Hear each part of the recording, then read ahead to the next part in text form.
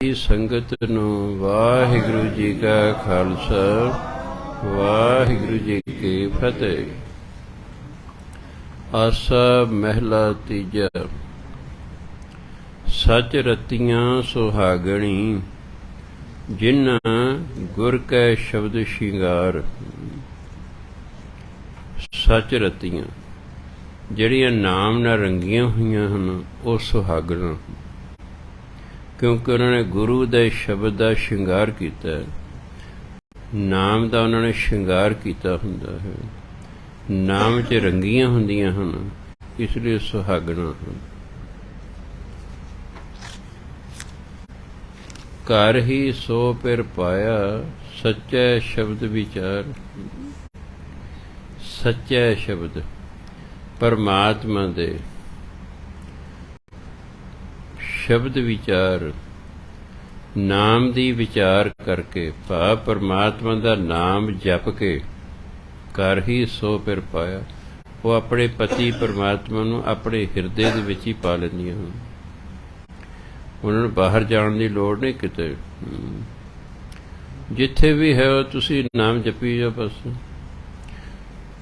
ਨਾਮ ਜਪਣ ਨਾਲ ਹਿਰਦਾ ਸ਼ੁੱਧ ਹੋਏਗਾ। ਜਦੋਂ ਹਿਰਦਾ ਸ਼ੁੱਧ ਹੋਏਗਾ ਪਰਮਾਤਮਾ ਪ੍ਰਗਟ ਹੋ ਜਾਏਗਾ। ਇਸ ਕਰਕੇ ਨਾਮ ਜਪੀ ਜਾਣਾ ਬਸ। ਬਾਕੀ ਜਿਵੇਂ ਪਹਿਲਾਂ ਗੇਅਰ ਵਾਲੀ ਕਾਰਾਂ ਹੁੰਦੀਆਂ ਸਨ, ਹੁਣ ਸਕੂਟਰੀਆਂ ਦੀ ਤਰ੍ਹਾਂ ਕੁਝ ਕਾਰਾਂ ਆ ਗਈਆਂ ਹਨ, ਬਹੁਤੀ ਸਪੀਡ ਵਧਾਈ ਜਾਂਦੇ ਨੇ, ਆਪੇ ਸਮਝੋ ਗੇਅਰ ਬਦਲੀ ਜਾ ਰਹੇ। ਐਂ ਸਾਡਾ ਕੰਮ ਨਾਮ ਜਪੀ ਜਾਣਾ ਬਸ, ਬਾਕੀ ਸਭ ਕੁਛ ਆਪੇ ਹੋਈ ਜਾਏਗਾ। ਅਵਗਣ ਗੁਣੀ ਬਖਸ਼ਾਇਆ ਹਰ ਸਿਉ ਲਿਵ ਲਾਈ। ਜਿਨ੍ਹਾਂ ਨੇ ਪ੍ਰਮਾਤਮਾ ਨਾਲ ਲਿਵ ਲਾ ਲਈ, ਉਹਨਾਂ ਦੇ ਅੰਦਰ ਗੁਣ ਪੈਦਾ ਹੋ ਗਏ। ਜਦੋਂ ਗੁਣ ਪੈਦਾ ਹੋ ਗਏ, ਉਹਨਾਂ ਨੇ ਆਪਣੇ ਔਗਣ ਪ੍ਰਮਾਤਮਾ ਤੋਂ ਬਖਸ਼ਾ ਲਏ, ਕਿਉਂਕਿ ਪਰਮਾਤਮਾ ਸਭ ਤੋਂ ਵੱਧ ਕਦੋਂ ਖੁਸ਼ ਹੁੰਦਾ ਹੈ? ਜਦੋਂ ਮਨੁੱਖ ਨਾਮ ਜਪਦਾ ਹੈ। ਜਿਉਂ ਹੀ ਤੁਸੀਂ ਵਾਹਿਗੁਰੂ ਵਾਹਿਗੁਰੂ ਕਰਦੇ ਹੋ, ਪਰਮਾਤਮਾ ਉੱਤੇ ਪ੍ਰਗਟ ਹੋ ਜਾਂਦਾ ਹੈ। ਕਈ ਵਾਰੀ ਤੁਹਾਡੇ ਵਾਹਿਗੁਰੂ ਵਾਹਿਗੁਰੂ ਤੇ ਜਿਨ੍ਹਾਂ ਗੁਰੂਆਂ ਨੇ ਗੁਰਮੰਤਰ ਦੇ, ਉਹ ਵੀ ਖੁਸ਼ ਹੋ ਜਾਂਦੇ ਨੇ, ਉਹ ਵੀ ਤੁਹਾਨੂੰ ਮਿਲਣ ਆ ਜਾਂਦੇ ਨੇ। ਸਵੇਰੇ ਸਵੇਰੇ ਜਿਹੜਾ ਤੁਸੀਂ ਜਾਪ ਕਰਦੇ ਨਾ, ਉਹਦਾ ਬਹੁਤ ਹੀ ਹੈ, ਬੜੀਆਂ ਰੂਹਾਂ ਆਉਂਦੀਆਂ ਨੇ, ਅਜੇ ਤੁਹਾਨੂੰ ਦਿਸਦੀਆਂ ਨਹੀਂ, ਸਮਾਂ ਪਾ ਕੇ ਦਿਸਣ ਲੱਗ ਜਾਣਗੀਆਂ। ਫਿਰ ਤੁਸੀਂ ਹੈਰਾਨ ਹੋਵੋਗੇ ਕਿ ਜਿਸ ਮੰਜੇ ਤੇ ਬੈਠੋ ਤੇ ਕਿੰਨੇ ਆ ਕੇ ਬਹਿ ਗਏ ਨੇ, ਤੇ ਕਿੰਨੀ ਆ ਕੇ ਬਹਿ ਗਏ। ਕਿਉਂਕਿ ਪਿਆਰ ਦੇ ਵਿੱਚ ਮੈਂ ਕੱਲ ਪਰਸੋਂ ਕਿਹਾ, ਸਰਹੰਦੀ ਪਾਂਦੀ ਨਹੀਂ ਵੇਖੀ ਜਾਂਦੀ, ਉੱਥੇ ਸਰਹੰਦੀ ਪਾਂਦੀ ਨਹੀਂ। ਤੁਸੀਂ ਸਰਹੰਦੀ ਬੈਠੇ ਸਿਮਰਨ ਕਰ ਰਹੇ ਹੋ, ਬਾਣੀ ਪੜ੍ਹ ਰਹੇ ਹੋ, ਉਹ ਪਿਆਰ ਦੇ ਬੱਜੇ ਗੁਰੂ ਮਹਾਰਾਜ ਜਿਹੜੇ ਨੇ ਤੁਹਾਡੇ ਮੰਜੇ ਤੇ ਆ ਕੇ ਬੈਠ ਜਾਂਦੇ। ਇਸੇ ਕਰਕੇ ਫਿਰ ਮੈਂ ਉਹ ਕੁਰਸੀ ਲਾਈ ਸਪੈਸ਼ਲ।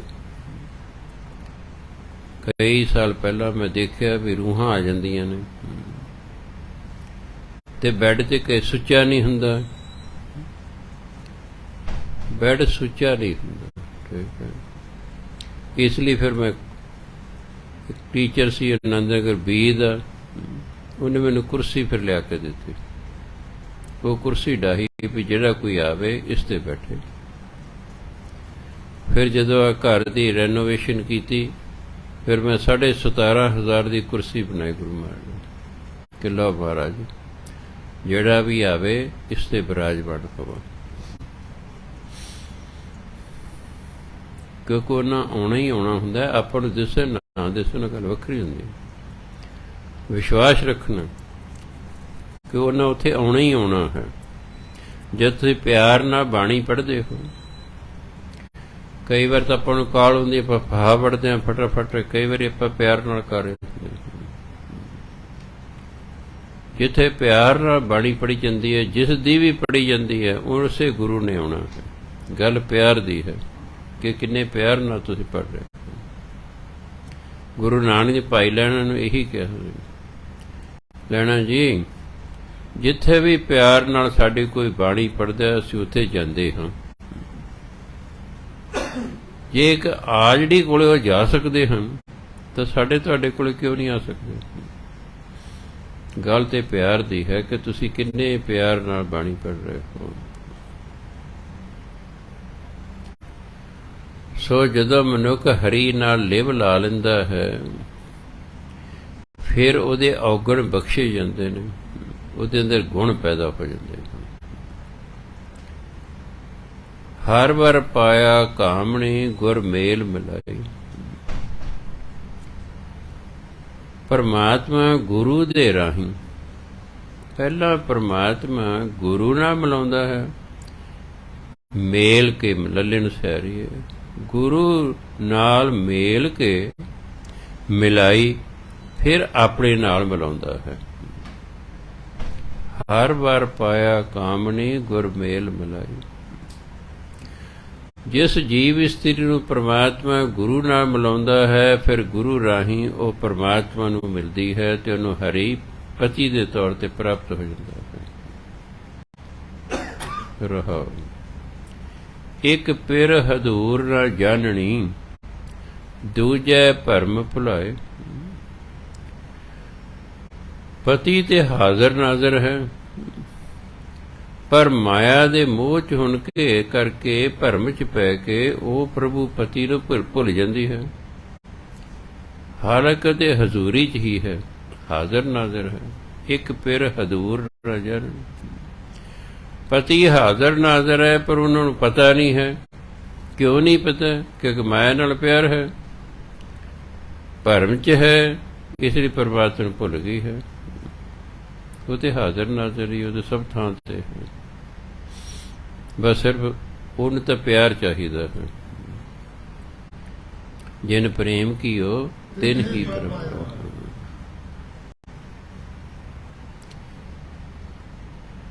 ਜਦੋਂ ਤੁਸੀਂ ਵੀ ਜਿਸ ਢੰਗ ਨਾਲ ਮੈਂ ਤੁਹਾਨੂੰ ਸਿਮਰਨ ਦੱਸਿਆ, ਜਿੰਨੀ ਤੁਹਾਡੀ ਉਮਰ ਹੈ, ਜਦੋਂ ਜੇ ਉਨੇ ਮਿੰਟ ਤੁਸੀਂ ਸਿਮਰਨ ਕਰਨ ਲੱਗੇ 6 ਮਹੀਨਿਆਂ 'ਚ ਹੀ ਤੁਹਾਨੂੰ ਪਤਾ ਲੱਗ ਜਾਏਗਾ। 6 ਮਹੀਨਿਆਂ 'ਚ ਤੁਹਾਨੂੰ ਪਤਾ ਲੱਗ ਲੈ ਵੀ ਹਾਂ ਗੱਲ ਬਣ ਰਹੀ ਹੈ। ਵੱਡੀ ਉਮਰ ਵਾਲਿਆਂ ਨੇ ਇਕੱਠੇ ਇੰਨੇ ਘੰਟੇ ਨਹੀਂ ਬੈਠ ਹੁੰਦਾ। ਜੇ ਸਾਡੇ ਵਰਗੇ 40-40 ਮਿੰਟ ਬਹਿ ਜਾਓ। ਜੇ ਕੋਈ 60 ਸਾਲ ਦਾ ਹੈ ਤਾਂ ਉਹਨੇ 60 ਮਿੰਟ ਬਹਿਣਾ, 30-30 ਮਿੰਟ ਬਹਿ ਜਾਓ। ਰੋਜ਼ ਉਹਨੇ ਮਿੰਟ ਪੂਰੇ ਕਰਨੇ ਹੀ ਕਰਨੇ ਹਨ, ਉਸ ਢੰਗ ਨਾਲ ਕਰਨੇ ਜਿਹੜਾ ਢੰਗ ਤੁਹਾਨੂੰ ਸਮਝਾਇਆ ਹੈ। ਬੋਲ ਕੇ ਜਿੰਨਾ ਸਮਾਂ ਕਰ ਸਕਦੇ ਹੋ ਬੋਲ ਕੇ ਕਰ ਲਓ। ਵਾਹਿਗੁਰੂ।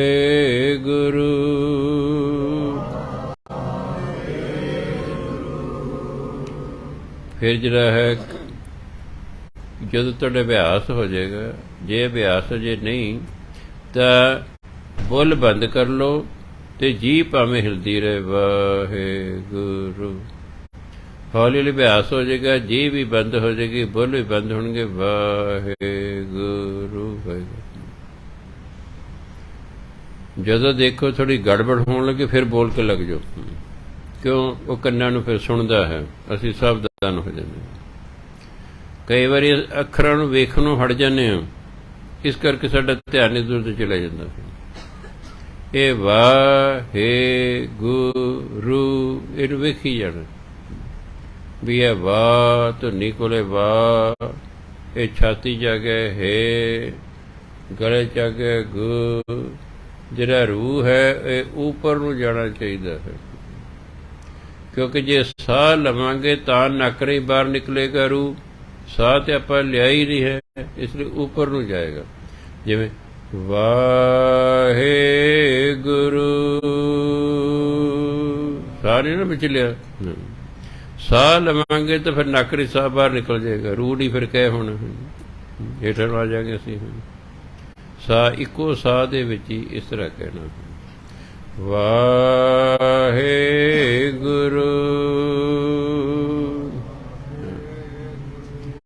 ਇਸ ਤਰ੍ਹਾਂ ਕਰਨਾ। ਜਿੰਨਾ ਸਮਾਂ ਬੋਲ ਬੋਲ ਕੇ ਕਰ ਸਕਦੇ, ਕੋਈ ਜ਼ਰੂਰੀ ਕੋਈ ਉੱਚੀ ਉੱਚੀ ਬੋਲਣਾ, ਹੌਲੀ ਹੌਲੀ ਬੋਲੋ।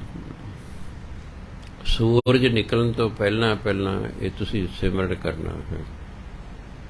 क्योंकि जिन्ना छेती किया जाए गुरु नानक देव जी के कहन अनुसार उन्ना फल ज़्यादा मिलता है। ਜਦੋਂ ਗੁਰੂ ਨਾਨਕ ਦੇ ਸੰਗਲਾ ਦੀਪ ਕੇ ਰਾਜਾ ਸ਼ਿਵ ਨਾਭ ਕੋਲ ਤਾਂ ਉੱਥੇ ਗੱਲਬਾਤ ਹੋ ਗਈ। ਉਹ ਕਹਿੰਦੇ ਤੁਸੀਂ ਅੰਮ੍ਰਿਤ ਵੇਲੇ ਕਹਿੰਦੇ ਹੋ ਵੀ ਦੀ ਕੀ ਮਹਾਨਤਾ ਹੈ। ਕਹਿੰਦੇ ਜਿਵੇਂ ਕੋਈ ਸਵਾ ਮਣ ਸੋਨਾ ਦਾਨ ਕਰਦੇ ਨਾ, ਜਿਹੜਾ ਉਹਨੂੰ ਫਲ ਮਿਲਦਾ ਹੈ, ਇਹ ਅੰਮ੍ਰਿਤ ਵੇਲੇ ਉੱਠ ਕੇ ਨਹਾ ਕੇ ਨਾਮ ਜਪਣ ਦਾ ਫਲ ਹੈ। ਇੰਨਾ ਫਲ ਹੈ ਅੰਮ੍ਰਿਤ ਵੇਲੇ। ਰਾਜਾ ਸ਼ਿਵ ਨਾਭ ਕਹਿੰਦੀ ਅੰਮ੍ਰਿਤ ਵੇਲਾ ਕਦੋਂ ਸ਼ੁਰੂ ਹੁੰਦਾ ਹੈ। ਕਹਿੰਦੇ ਸੂਰਜ ਨਿਕਲਣ ਤੋਂ 3 ਘੰਟੇ ਪਹਿਲਾਂ। ਜਿਵੇਂ ਗਰਮੀਆਂ 'ਚ ਮੰਨ ਲਓ 6 ਵਜੇ ਸੂਰਜ ਨਿਕਲਦਾ, 3 ਵਜੇ ਅੰਮ੍ਰਿਤ ਵੇਲਾ ਸ਼ੁਰੂ ਹੋ ਜਾਂਦਾ। ਸਰਦੀਆਂ 'ਚ 7 ਵਜੇ ਸੂਰਜ ਨਿਕਲਦਾ, 4 ਵਜੇ ਸ਼ੁਰੂ ਹੋ ਕੇ ਅੰਮ੍ਰਿਤ ਵੇਲਾ ਹੈ। ਜਿਹੜਾ ਅੰਮ੍ਰਿਤ ਵੇਲੇ ਉੱਠ ਕੇ ਨਾਮ ਜਪਦਾ ਹੈ, ਸਮਝੋ ਉਹਨੇ ਸਵਾ ਮਣ ਸੋਨਾ ਦਾਨ ਕਰ ਦਿੱਤਾ ਹੈ। ਜਿਹੜਾ 1 ਘੰਟਾ ਲੇਟ, 3 ਘੰਟੇ ਪਹਿਲਾਂ ਉੱਠਣਾ ਸੀ, 2 ਘੰਟੇ ਪਹਿਲਾਂ ਉੱਠਿਆ, ਉਹ ਹੈ ਜਿਵੇਂ ਸਵਾ ਮਣ ਚਾਂਦੀ ਉਹਨੇ ਦਾਨ ਕੀਤੀ ਹੋਵੇ, ਇੰਨਾ ਫਲ ਹੈ। ਜਿਹੜਾ ਸੂਰਜ ਨਿਕਲਦਾ 1 ਘੰਟਾ ਪਹਿਲਾਂ ਉੱਠਦਾ, ਉਹਨੇ ਸਮਝੋ ਸਵਾ ਮਣ ਤਾਂਬਾ ਦਾਨ ਕੀਤਾ ਹੈ। ਤੇ ਜਿਹੜਾ ਸੂਰਜ ਨਿਕਲਿਆ ਕਰਦਾ, ਔਰ ਸਮਝੋ ਬਸ ਉਹ ਨਹਾਉਣ ਦਾ ਹੀ ਫਲ ਮਿਲਦਾ ਉਸ ਨੂੰ। ਫਿਰ ਜਿਉਂ-ਜਿਉਂ ਦਿਨ ਚੜ੍ਹਦਾ ਫਲ ਘਟਦਾ ਜਾਂਦਾ ਹੈ। ਤੁਸੀਂ ਕਹੋਗੇ ਕਿਉਂ? ਇਹ ਸੰਸਾਰੀ ਲੋਕ ਜਾਗ ਪੈਂਦੇ ਨੇ। ਅੰਮ੍ਰਿਤ ਵੇਲੇ ਤਾਂ ਸਾਰੇ ਸੁੱਤੇ ਹੁੰਦੇ ਨੇ, ਕਿ ਸੰਸਾਰੀ ਲੋਕ 11-12 ਵਜੇ ਨੂੰ ਫਿਰ ਸੌਂ ਜਾਂਦੇ ਨੇ। ਅੰਮ੍ਰਿਤ ਵੇਲੇ ਘੂਕ ਸੁੱਤੇ ਹੁੰਦੇ ਨੇ। ਇਹਨਾਂ ਦੀਆਂ ਭੈੜੀਆਂ ਵੇਵਜ਼ ਸਾਡੇ ਤੱਕ ਨਹੀਂ ਪਹੁੰਚਦੀਆਂ, ਕਿ ਉਸ ਵੇਲੇ ਉਹਨਾਂ ਨੂੰ ਕੋਈ ਖਿਆਲ ਨਹੀਂ ਆ ਰਿਹਾ, ਸੁੱਤੇ ਹੋਏ ਨੇ ਉਹ। ਜਦੋਂ ਦਿਨ ਚੜ੍ਹ ਜਾਂਦਾ ਫਿਰ ਉਹਨਾਂ ਦੀਆਂ ਜਿਹੜੀ ਨਾਸਤਿਕ ਵੇਵਜ਼ ਨੇ ਉਹ ਸਾਨੂੰ ਆ ਕੇ ਟਕਰਾਉਣੀਆਂ ਸਾਰੇ ਪਾਸੇ ਸ਼ੁਰੂ ਕਰ ਦਿੰਦੀਆਂ। ਇਸ ਲਈ ਸਾਡੀ ਬਿਰਤੀ ਉਖਾੜ ਦਿੰਦੀਆਂ ਹਨ। ਫਿਰ ਦਿਨੇ ਬਿਰਤੀ ਉਖੜਦੀ ਹੈ। ਸੋ ਇਸ ਕਰਕੇ ਫਿਰ ਪਰ ਚਲੋ ਬਾਕੀ ਜਿਹੜਾ ਬਈ ਕਿੰਨੇ ਵਜੇ ਤੁਸੀਂ ਸੌਂਦੇ ਹੋ ਇਸ 'ਤੇ ਨਿਰਭਰ ਕਰਦਾ ਹੈ। ਜੇ ਲੇਟ ਸੌਂਦੇ, ਕੁਦਰਤੀ ਗੱਲ ਹੈ, ਬੰਦਾ ਲੇਟ ਉੱਠੇਗਾ। 6 ਘੰਟੇ ਦੀ ਨੀਂਦ ਦੇ ਚਾਹੀਦੀ ਹੈ। ਜਦੋਂ ਤੁਸੀਂ ਸਿਮਰਨ ਵਧਾ ਦਿਓਗੇ ਤੁਹਾਡੀ ਨੀਂਦ ਆਪਣੇ ਆਪ ਘਟ ਜਾਏਗੀ। ਨੀਂਦ ਨੇ ਸਾਡੇ ਸਰੀਰ ਨੂੰ ਤਾਕਤ ਦੇਣੀ ਹੈ। ਜਿਹੜੇ 18 ਘੰਟੇ ਅਸੀਂ ਜਾਗਦੇ ਰਹੇ, ਸਾਡੀ એનર્ਜੀ ਵੇਸਟ ਹੁੰਦੀ ਰਹੀ। ਨੀਂਦ ਨੇ ਉਹ ਸਾਡੀ એનર્ਜੀ ਪੂਰੀ ਕਰਨੀ ਹੈ। 1 ਘੰਟੇ ਦਾ ਸਿਮਰਨ ਜਿਹੜਾ ਹੈ ਉਹ ਜਿਹੜਾ 3-4 ਘੰਟਿਆਂ ਦੀ એનર્ਜੀ ਪੂਰੀ ਕਰ ਦਿੰਦਾ ਹੈ ਜੇ ਲਾਸ ਹੋਈ ਹੈ। ਇਸ ਲਈ ਜਿਹੜਾ ਘੰਟਾ 2 ਘੰਟੇ ਸਿਮਰਨ ਕਰਦਾ, ਜਿੰਨੀ ਸੌਣ ਉਹਨੂੰ ਉਹਦੀ ਹੌਲੀ ਨੀਂਦ ਘਟਦੀ ਜਾਂਦੀ ਹੈ। ਫਿਰ ਕਿਉਂ? ਉਹਨੂੰ ਜਿੰਨੀ એનર્ਜੀ ਚਾਹੀਦੀ ਸਿਮਰਨ ਰਾਹੀਂ ਉਹਨੂੰ ਮਿਲੀ ਜਾਂਦੀ ਹੈ। ਜਿਉਂ-ਜਿਉਂ ਸਿਮਰਨ ਵਧੇਗਾ ਤੁਹਾਡੀ ਨੀਂਦ ਘਟਦੀ ਜਾਏਗੀ। ਇੱਕ ਦਿਨ ਐਸਾ ਆ ਸਕਦਾ ਕਿ ਨੀਂਦ 5-10 ਮਿੰਟਾਂ ਦੇ ਸਿਰਫ ਰਹਿ ਜੇ, ਜਿਹਨੂੰ ਕਹਿੰਦੇ ਪੱਕ ਕੇ ਠੌਂਕਾ ਲਾਉਣਾ, ਕੁਝ ਕੁ ਦੇਰ ਰਸ ਪੈ ਗਿਆ, ਬਸ ਫਿਰ ਸਾਵਧਾਨ ਹੋ ਜਾਓ। ਜਿਵੇਂ ਦਿਨੇ ਤੁਸੀਂ 15-20 ਮਿੰਟ ਵੀ ਸੌਂ ਲਵੋ, ਰਾਤ ਦੇ 6 ਘੰਟਿਆਂ ਦੇ ਬਰਾਬਰ ਹੋ ਜਾਂਦਾ ਹੈ। ਉਹ ਸਾਰੀ ਥਕਾਵਟ ਲੈ ਜਾਂਦੀ ਹੈ। ਸਿਮਰਨ ਨਾਲ ਸਾਡੇ ਅੰਦਰ એનર્ਜੀ ਪੈਦਾ ਹੋਣੀ ਹੈ, ਜਿਹੜੀ ਕਿ ਸਾਨੂੰ ਸੌਂ ਕੇ ਮਿਲਦੀ ਹੈ। ਇਸ ਲਈ ਫਿਰ ਸੌਣ ਦੀ ਘੱਟ ਲੋੜ ਪੈਂਦੀ ਹੈ। ਬਾਕੀ ਫਿਰ ਜਿਹੋ ਜਿਹੇ ਕਿਸੇ ਦੇ ਹਾਲਾਤ ਹੁੰਦੇ ਨੇ ਉਹਦੇ ਅਨੁਸਾਰ ਉੱਠਣਾ ਹੁੰਦਾ ਹੈ। ਬਾਕੀ ਸਿਮਰਨ ਕਿਸੇ ਵੇਲੇ ਵੀ ਕਰ ਲਓ। ਜੇ ਵੇਲਾ ਵਕਤ ਵਿਚਾਰੀਏ ਤਾਂ ਕਿਤ ਵੇਲਾ ਭਗਤ ਹੋਏ। ਸੋ ਵੇਲੇ ਵਕਤ ਦੀ ਵਿਚਾਰ ਫਿਰ ਕਿਸੇ ਵੇਲੇ ਭਗਤੀ ਨਹੀਂ ਹੋ ਸਕਦੀ। ਜਿਸ ਵੇਲੇ ਵੀ ਸਮਾਂ ਲੱਗੇ ਬਸ ਉਸੇ ਵੇਲੇ ਹੀ ਕਰ ਲੈਣੀ। ਜਿਉਂ-ਜਿਉਂ ਅਸੀਂ ਕਰੀ ਜਾਵਾਂਗੇ ਗੁਰੂ ਮਹਾਰਾਜ ਆਪੇ ਕਿਰਪਾ ਕਰ ਦੇਣਗੇ ਸਾਡੇ ਤੇ। ਸੋ ਗੁਰੂ ਮਹਾਰਾਜ ਕਹਿੰਦੇ ਕਈ ਐਸੀਆਂ ਨੇ ਜਿਹੜੇ ਭਰਮ ਭੁਲੇਖੇ 'ਚ ਪਈਆਂ ਹੋਈਆਂ ਨੇ। ਪਰਮਾਤਮਾ ਪਤੀ ਹਾਜ਼ਰ ਨਾਜ਼ਰ ਉਸ ਨੂੰ ਜਾਣਦੀਆਂ ਨਹੀਂ ਹਨ। ਕਿਉਂ ਪਾਏ ਦੁਹਾਗਨੀ ਦੁਖੀ ਖੱਖਣ ਵਿਹਾਰੀ ਬਿੰਦੀ, ਦੁਖੀ ਰਹਿਣ ਵਿਹਾਈ। ਦੁਹਾਗਨਾ ਨੇ, ਛੁਟੜਾ ਨੇ, ਇਹ ਕਿਵੇਂ ਪਰਮਾਤਮਾ ਨੂੰ ਮਿਲਣ? ਇਹਨਾਂ ਦੀ ਦੁੱਖਾਂ ਦੇ ਵਿੱਚ ਹੀ ਰਾਤ ਭਾਵ ਰਹਿਣ, ਰਾਤ ਭਾਵ ਜੀਵਨ। ਇਹਨਾਂ ਦਾ ਜੀਵਨ ਦੁੱਖਾਂ ਦੇ ਵਿਹਾਏ ਹੁੰਦਾ, ਬੀਤ ਜਾਣਾ ਦੁੱਖਾਂ 'ਚ ਹੀ ਬੀਤ ਜਾਂਦਾ ਹੈ। ਕਿਉਂਕਿ ਛੁੱਟੜ ਨੇ। ਵਿਧਵਾ ਜਿਹੜੀ ਹੈ ਉਹ ਤਾਂ ਸਬਰ ਕਰ ਲੈਂਦੀ ਕੁਝ ਸਮੇਂ ਬਾਅਦ, ਵੀ ਪਤੀ ਮਰ ਗਿਆ ਹੈ, ਚਲੋ ਠੀਕ ਹੈ ਭਾਈ। ਜਿਹੜੀ ਛੁੱਟੜ ਹੁੰਦੀ ਹੈ, ਪਹਿਲਾਂ ਪਤੀ ਛੱਡ ਦਿੱਤਾ ਹੈ ਜਾਂ ਪਤੀ ਨੇ ਛੱਡ ਦਿੱਤਾ ਹੈ, ਅੱਗੇ ਦੁਬਾਰਾ ਵਿਆਹ ਨਹੀਂ ਹੋਇਆ, ਉਹ ਫਿਰ ਬੜੀ ਅਜੀਬ ਸਥਿਤੀ ਹੈ। ਪਹਿਲੇ ਨੂੰ ਛੱਡ ਕੇ ਫਿਰ ਮੇਰੇ ਕੋਲ ਲੈ ਜਾਣਗੇ। ਸਾਡੀ ਕੁੜੀ ਦੇ ਦੁਬਾਰਾ ਸ਼ਾਦੀ ਮੈਂ ਐਡੀ ਛੇਤੀ ਨਹੀਂ ਹੁੰਦੀ। ਮੁੰਡੇ ਕੋਈ ਇੱਥੇ ਸੜਕਾਂ ਤੇ ਫਿਰੀ ਜਾਂਦੇ, ਜਿਹੜੇ ਤੇ ਫੜ ਲਿਓ ਗਏ ਲੱਗੇ ਰੋੜ 5-7 ਸਾਲ ਤੱਕ ਤੁੱਕੇ ਚ ਖਾਈ ਜਾ। ਮੈਂ ਹੁਣ ਦੂਜੀ ਵਾਰ ਕੋਈ ਅਸਮਾਨੋਂ ਡਿੱਗੇਗਾ, ਉਹੀ ਖੁਸ਼ੀ ਨੇ। ਜੇ ਤਾਂ ਹਾਂ ਜੀ ਦੂਜੇ ਵਿਆਹ ਮੁੰਡਾ ਜਾਂ ਕੁੜੀ ਅਸਮਾਨੋਂ ਡਿੱਗ ਪੈਗੀ, ਆਹੀ ਕੁਛ ਕੂੜ ਕਵਾੜਾ ਜਿੱਥੇ ਮਰਜੀ ਵਿਆਹ ਕਰਾ ਲਓ। 80% ਤੇ ਪੰਜਾਬ ਦੇ ਲੋਕ ਨਸ਼ੇ ਕਰਦੇ ਨੇ, ਸ਼ਰਾਬਾਂ ਪੀਂਦੇ ਨੇ। ਕਿਵੇਂ ਨਿਭੇਗੀ ਗੱਲ? ਨਾ ਕੋਈ ਬਾਤ ਨਹੀਂ। ਹਾਂ, ਜਦੋਂ ਜਨਾਨੀ ਜਿਵੇਂ ਪੀਣ ਲੱਗ ਜਾਵੇ ਫਿਰ ਠੀਕ ਹੈ। ਉਹ ਕਹੇਗਾ ਰੋਟੀ ਪਕਾ, ਉਹ ਕਹੇ ਤੈਨੂੰ ਸੁਣਿਆ ਨਹੀਂ, ਉਹਨੇ ਪੀਤੀ ਉਹਨੇ ਵਿੱਚ। ਚਲੋ ਹੋਟਲ ਤੇ ਚੱਲੀਏ, ਰੋਟੀ ਖਾਈਏ, ਨਿਬੜੇਗਾ। ਉਹਨੇ ਕਰੀ ਜਾਣੀ, ਨਸ਼ੇ 'ਚ ਹੁੰਦਾ, ਮੈਂ ਦੇਖਿਆ ਕਰਦਿਆ। ਆਹ 10 ਸਾਲਾਂ ਤੁਸੀਂ ਦੇਖਿਓ, ਕੋਈ ਕੀ ਘਰ ਹੀ ਬਚਣਾ, ਸਭ ਬੀਬੀਆਂ ਨੂੰ ਪੀਣ ਪੂਣ ਲੱਗ ਜਾਏ। ਸੋ ਗੁਰੂ ਮਹਾਰਾਜ ਕਿਰਪਾ ਕਰਨ। ਜਿਨ ਕੈ ਮਨ ਸੱਚ ਵਸਿਆ, ਸੱਚੀ ਕਾਰ ਕਮਾਏ। ਜਿਨ੍ਹਾਂ ਦੇ ਮਨ 'ਚ ਪਰਮਾਤਮਾ ਦਾ ਨਾਮ ਵਸ ਗਿਆ ਨਾ, ਉਹ ਫਿਰ ਕਾਹਦੀ ਕਾਰ ਕਰ? ਸੱਚੀ ਕਾਰ ਭਾਵ ਨਾਮ ਜਪਣ ਦੀ। ਉਹ ਫਿਰ ਨਾਮ ਜਪਣ ਦਾ ਕੰਮ ਕਰਦੇ ਨੇ, ਕਿਉਂਕਿ ਪਰਮਾਤਮਾ ਦੀ ਯਾਦ ਉਹਨਾਂ 'ਚ ਹਿਰਦੇ ਵਸ ਗਈ ਹੈ। ਬਸ ਉਹ ਨਾਮ ਜਪੀ ਜਾਂਦੇ। ਅਨ ਦਿਨ ਸੇਵੇਂ ਸਹਿਜ ਸਿਉ, ਸੱਚੇ ਮਾਹੇ ਸਮਾਏ। ਅਨ ਦਿਨ ਦਾ ਦਿਨ ਰਾਤ, ਸਹਿਜ ਸਹਿਜ ਸੁਭਾਅ, ਉਹ ਦਿਨ ਰਾਤ ਪਰਮਾਤਮਾ ਦਾ ਸਿਮਰਨ ਕਰਦੀਆਂ ਰਹਿੰਦੀਆਂ। ਸੱਚੇ ਮਾਹੇ ਸਮਾਏ, ਤੇ ਅਖੀਰ ਨੂੰ ਪਰਮਾਤਮਾ ਦੇ ਵਿੱਚ ਹੀ ਸਮਾ ਜਾਂਦੀਆਂ ਹਨ, ਉਹਦੇ ਵਿੱਚ ਰਲ ਜਾਂਦੀਆਂ ਹਨ। ਦੁਹਾਗਣੀ ਭਰਮ ਭੁਲਾਈਆਂ, ਕੂੜ ਬੋਲ ਬਿਖ ਖਾਹੇ। ਜਿਹੜੀਆਂ ਦੁਹਾਗਣਾ ਹਨ, ਛੁੱਟੜ ਹਨ, ਉਹ ਭਰਮਾਂ 'ਚ ਪੈ ਕੇ ਰੱਬ ਨੂੰ ਭੁੱਲ ਗਈਆਂ ਹਨ। ਕੂੜ ਬੋਲ ਬਿਖ ਖਾਏ, ਉਹ ਝੂਠ ਬੋਲ ਬੋਲ ਕੇ ਐਨੇ ਜਿਵੇਂ ਜ਼ਹਿਰ ਖਾ ਰਹੀਆਂ ਹਨ, ਕਿਉਂ? ਉਹ ਕੂੜਿਆਰ ਨੇ। ਫਿਰ ਨਾ ਜਾਣਨ ਆਪਣਾ, ਸੁੰਜੀ ਸੇਜ ਦੁੱਖ ਪਾਹੇ। ਸੁੰਜੀ, ਜੇ ਨਿਆਂ ਨਾ ਬੋਲਣਾ ਫਿਰ ਜੱਜੇ ਨਾ ਬੋਲਣਾ, ਸੁੰਜੀ। ਜਿਹਨੂੰ ਅੱਜ ਸੌਖਾ ਸੁਣਨੀ, ਘਰ ਘਰ 'ਚ ਸੁੰਨ ਮਸਾਨ ਹੈ ਜੀ, ਸੁਣਨੀ। ਫਿਰ ਨਾ ਜਾਣਨ ਆਪਣਾ, ਉਹ ਆਪਣੇ ਪ੍ਰਭੂ ਪਤੀ ਨੂੰ ਜਾਣਦੀਆਂ ਨਹੀਂ। ਸੁੰਜੀ ਸੇਜ ਦੁੱਖ ਪਾਏ, ਉਹਨਾਂ ਦਾ ਹਿਰਦਾ ਰੂਪੀ ਸੇਜ ਸੁੰਨੀ ਰਹਿ ਜਾਂਦੀ ਹੈ, ਪ੍ਰਭੂ ਪਤੀ ਆਉਂਦਾ ਨਹੀਂ ਹੈ, ਇਸ ਲਈ ਦੁੱਖ ਪਾਉਂਦੀਆਂ ਹਨ। ਸੱਚਾ ਸਾਹਿਬ ਏਕ ਹੈ, ਮਤ ਮਨ ਭਰਮ ਭੁਲਾਹੇ। ਸਦਾ ਰਹਿਣ ਵਾਲਾ ਪਰਮਾਤਮਾ ਤੇ ਇੱਕ ਹੀ ਹੈ, ਸਾਹਿਬ ਇੱਕੋ ਹੀ ਹੈ। ਮਤ ਮਨ ਭਰਮ ਭੁਲਾਹੇ। ਹੇ ਮਨ, ਮਤ ਭਰਮ 'ਚ ਪੈ ਕੇ ਰੱਬ ਨੂੰ ਭੁਲਾ ਦੇ। ਭਰਮ 'ਚ ਪੈ ਕੇ ਤੂੰ ਭੁਲਾਏਗਾ, ਭਰਮ 'ਚ ਨਾ ਪੈ, ਰੱਬ ਨੂੰ ਨਾ ਭੁਲਾ। ਗੁਰ ਪੂਛ ਸੇਵਾ ਕਰੇ, ਸੱਚ ਨਿਰਮਲ ਮਨ ਵਸਾਹੇ। ਉਹ ਗੁਰੂ ਨੂੰ ਪੁੱਛ ਕੇ ਸੇਵਾ ਕਰਦੀਆਂ ਹਨ, ਪਰਮਾਤਮਾ ਦੇ ਪਵਿੱਤਰ ਨਾਮ ਨੂੰ ਮਨ 'ਚ ਵਸਾਉਂਦੀਆਂ ਹਨ। ਜਾਂ ਤੁਸੀਂ ਇਸ ਤਰ੍ਹਾਂ ਵੀ ਕਹਿੰਦੇ ਹੋ, ਕਿਉਂਕਿ ਉੱਪਰ ਇੱਕ ਵਚਨ ਹੈ, ਗੁਰ ਪੂਛ ਸੇਵਾ ਕਰੇ। ਉਹ ਗੁਰੂ ਨੂੰ ਪੁੱਛ ਕੇ ਸੇਵਾ ਕਰਦੀ ਹੈ, ਸੱਚ ਨਿਰਮਲ ਮਨ ਵਸਾਏ। ਪਰਮਾਤਮਾ ਦਾ ਨਾਮ ਨਿਰਮਲ ਹੈ, ਉਹਨੂੰ ਮਨ 'ਚ ਵਸਾ ਲੈਂਦੀ ਹੈ। ਸੁਹਾਗਣੀ ਸਦਾ ਪਿਰ ਪਾਇਆ, ਹਉਮੈ ਆਪ ਗਵਾਏ।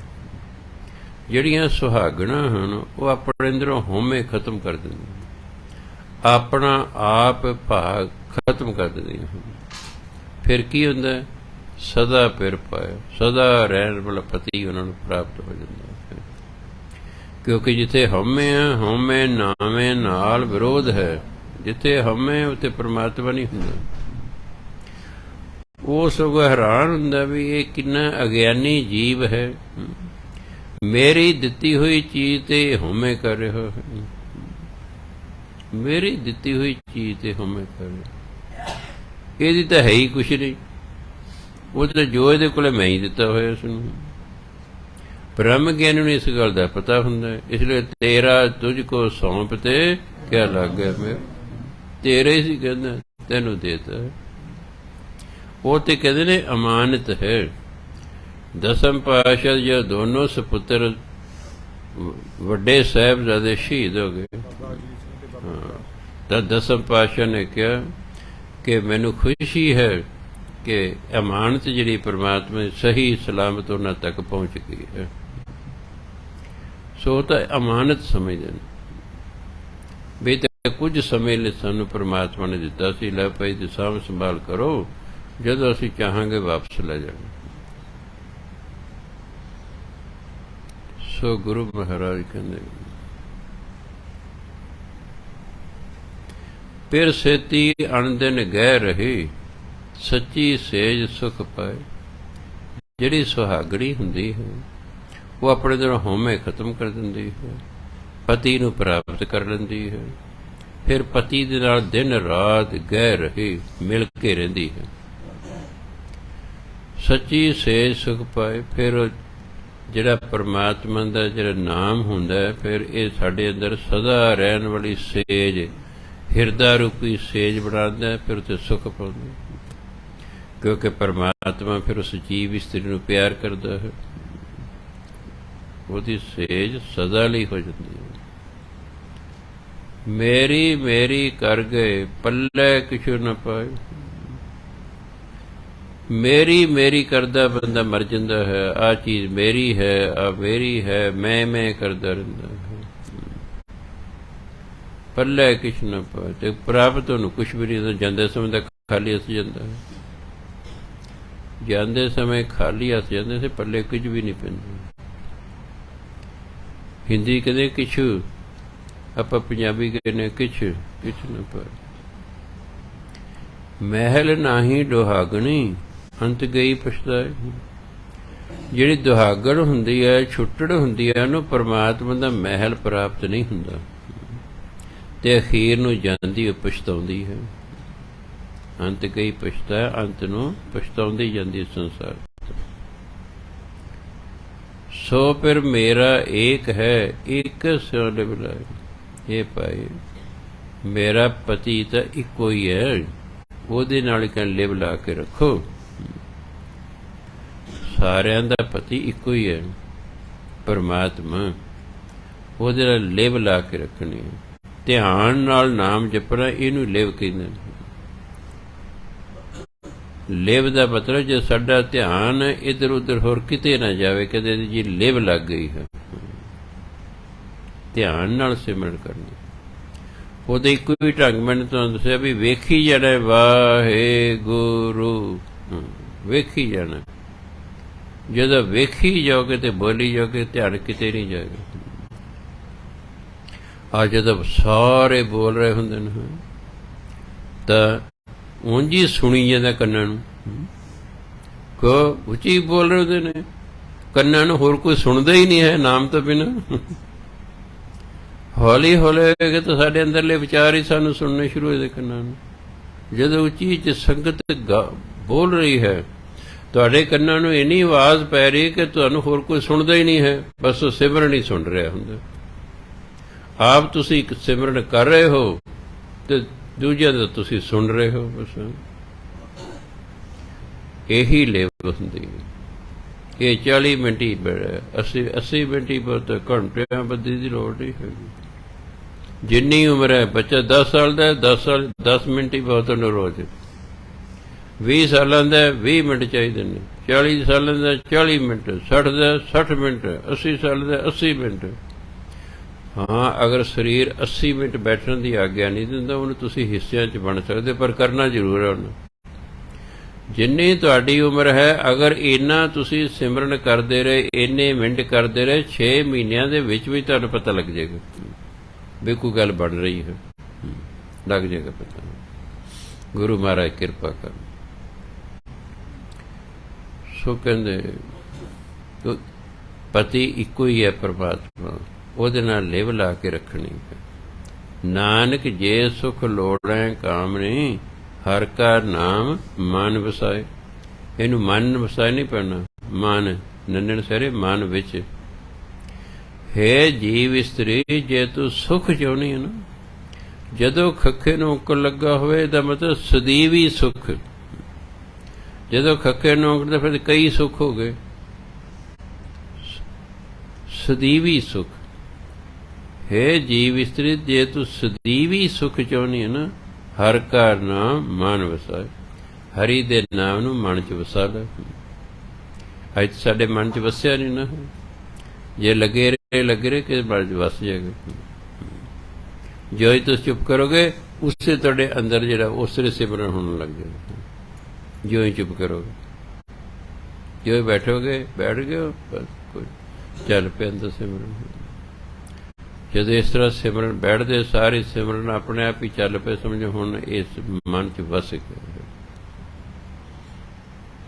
ਆਸਾ ਮਹਿਲਾ ਤੀਜਾ। ਅੰਮ੍ਰਿਤ ਜਿਨ੍ਹਾਂ ਚਖਾਇਓਨ ਰਸ ਆਇਆ ਸਹਿਜ ਸੁਭਾਏ। ਅੰਮ੍ਰਿਤ ਪਰਮਾਤਮਾ ਦੇ ਨਾਮ ਨੂੰ ਕਹਿੰਦੇ। ਨਾਮ ਰਸ ਜਿਹਨੂੰ ਪਰਮਾਤਮਾ ਨੇ ਚਖਾ ਦਿੱਤਾ ਨਾ, ਭਾਵ ਜਿਸ ਨੇ ਨਾਮ ਰਸ ਚਖ ਲਿਆ, ਰਸ ਆਇਆ ਸਹਿਜ ਸੁਭਾਏ। ਜਿਹੜਾ ਨਾਮ ਜਪੀ ਜਾਂਦਾ ਜਪੀ ਜਾਂਦਾ ਜਪੀ ਜਾਂਦਾ, ਸਹਿਜ ਸੁਭਾਏ ਇਹਦੇ ਵਿੱਚ ਰਸ ਆਉਣ ਲੱਗ ਜਾਂਦਾ। ਭਾਵ ਨਾਮ ਜਪਣਾ ਨੂੰ ਚੰਗਾ ਲੱਗਣ ਲੱਗ ਜਾਂਦਾ। ਜਿਸ ਚੀਜ਼ 'ਚ ਸਾਨੂੰ ਰਸ ਆਵੇ ਉਸ ਚੀਜ਼ ਨੂੰ ਚੰਗੀ ਲੱਗਦੀ ਹੈ। ਸੋ ਸ਼ੁਰੂ 'ਚ ਠੀਕ ਹੈ, ਇਹ ਬੇਰਸਾ ਹੁੰਦਾ ਹੈ, ਇਹ 'ਚ ਰਸ ਨਹੀਂ ਆਉਂਦਾ। ਹੌਲੀ ਹੌਲੀ ਫਿਰ ਜਿਉਂ ਜਿਉਂ ਅਸੀਂ ਨਾਮ ਜਪੀ ਜਾਂਦੇ, ਗੁਰੂ ਮਹਾਰਾਜ ਦੀ ਪਰਮਾਤਮਾ ਦੀ ਕਿਰਪਾ ਹੁੰਦੀ। ਜਿਹੜਾ ਨਾਮ ਜਪਦਾ ਉਸ ਤੇ ਦੋਨਾਂ ਦੀ ਕਿਰਪਾ ਹੁੰਦੀ ਹੈ। ਗੁਰੂ ਨੇ ਗੁਰਮੰਤਰ ਦਿੱਤਾ ਹੁੰਦਾ। ਗੁਰੂ ਮਹਾਰਾਜ ਆਪਣੀ ਬਾਣੀ ਰਾਹੀਂ ਵਾਰੀ ਵਾਰੀ ਕਹਿੰਦੇ ਭਾਈ ਨਾਮ ਜਪੋ ਨਾਮ ਜਪੋ ਨਾਮ ਜਪੋ ਕਹਿੰਦੇ। ਤੇ ਜੇ ਤੁਸੀਂ ਨਾਮ ਜਪਦੇ ਹੋ ਤੇ ਫਿਰ ਕਹਿਣ ਵਾਲਾ ਖੁਸ਼ ਨਹੀਂ ਹੋਵੇਗਾ। ਮੈਂ ਬੱਚੇ ਨੂੰ ਕਹੇ ਭਾਈ ਪੜ੍ਹੋ ਪੜ੍ਹੋ ਪੜ੍ਹੋ ਤੇ ਬੱਚਾ ਪੜ੍ਹਨ ਲੱਗਦਾ ਤਾਂ ਟੀਚਰ ਦੀ ਖੁਸ਼ੀ ਹੋਏਗੀ। ਉਸ ਤੇ ਕੁਦਰਤੀ ਗੱਲ ਹੈ। ਜਿਹਦਾ ਗੁਰੂ ਆ ਕੇ ਭਾਈ ਸਿਮਰਨ ਕਰੋ ਕਿਉਂ ਭਟਕੀ ਜਾਂਦੇ ਹੋ, ਸਿਮਰਨ ਕਰੋ। ਆਪਾਂ ਸਿਮਰਨ ਸ਼ੁਰੂ ਕਰਤਾ, ਜਿਹੜਾ ਸਾਨੂੰ ਕਹਿੰਦਾ ਸਿਮਰਨ ਕਰੋ ਨਹੀਂ ਖੁਸ਼ ਹੋ ਜਾਣਾ। ਪਰਮਾਤਮਾ ਨੇ ਤਾਂ ਹੋਣਾ ਹੀ ਹੋਣਾ ਵੀ ਮੇਰਾ ਨਾਮ ਜਪਦੇ ਨੇ। ਗੁਰੂ ਮਹਾਰਾਜ ਇਸ ਲਈ ਖੁਸ਼ ਨੇ ਕਿ ਮੈਂ ਇਹਨੂੰ ਕਿਹਾ ਸਿਮਰਨ ਕਰ, ਇਹ ਕਰ ਰਿਹਾ, ਇਸ ਲਈ ਉਹ ਖੁਸ਼ ਨੇ। ਦੂਰਾ ਫਾਇਦਾ ਆਪਾਂ ਨੂੰ ਤਾਂ, ਨਾਲੇ ਗੁਰੂ ਖੁਸ਼ ਨਾਲੇ ਰੱਬ ਖੁਸ਼। ਇੱਥੇ ਇੱਕ ਹੀ ਖੁਸ਼ ਹੋ ਜੀ ਨਹੀਂ ਬਹੁਤ ਹੈ। ਮੇਰਾ ਰੁੱਸੇ ਨਾ ਕਲਗੀਆਂ ਵਾਲਾ ਜਗ ਭਾਵੇਂ ਸਾਰਾ ਰੋਜ਼, ਇੱਕ ਹੀ ਬਹੁਤ ਹੈ। ਤੇ ਇੱਥੇ ਤਾਂ ਦੋ ਨੇ ਖੁਸ਼ ਹੋਣੇ। ਪਰਮਾਤਮਾ ਦਾ ਅਸੀਂ ਨਾਮ ਜਪ ਰਹੇ ਹਾਂ, ਗੁਰੂ ਦਾ ਦਿੱਤਾ ਹੋਇਆ ਜਪ ਰਹੇ ਹਾਂ, ਇਸ ਲਈ ਦੋਨੋਂ ਹੀ ਖੁਸ਼ ਨੇ। ਸੋ ਨਾਮ ਜਪਣ ਵਾਲੇ ਇਸੇ ਕਰਕੇ ਹੌਲੀ ਹੌਲੀ ਵੱਡੇ ਭਾਗਾਂ ਵਾਲੇ ਹੋਏ।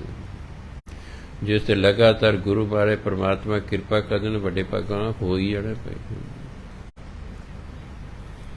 ਕਿਉਂਕਿ ਨਹੀਂ ਤਾਂ ਫਿਰ ਜੋ ਤੁਸੀਂ ਲਿਖਾ ਕੇ ਲਿਆ ਉਹੀ ਭੋਗਣਾ ਪੈਂਦਾ। ਨਹੀਂ ਤਾਂ ਉਹੀ ਭੋਗਣਾ ਪੈਂਦਾ। ਜਦੋਂ ਅਸੀਂ ਨਾਮ ਜਪਦੇ ਹਾਂ, ਬਾਣੀ ਪੜ੍ਹਦੇ ਹਾਂ, ਫਿਰ ਅਸੀਂ ਆਪਣੀ ਕਿਸਮਤ ਬਦਲਣੀ ਸ਼ੁਰੂ ਕਰ ਦਿੰਦੇ ਹਾਂ।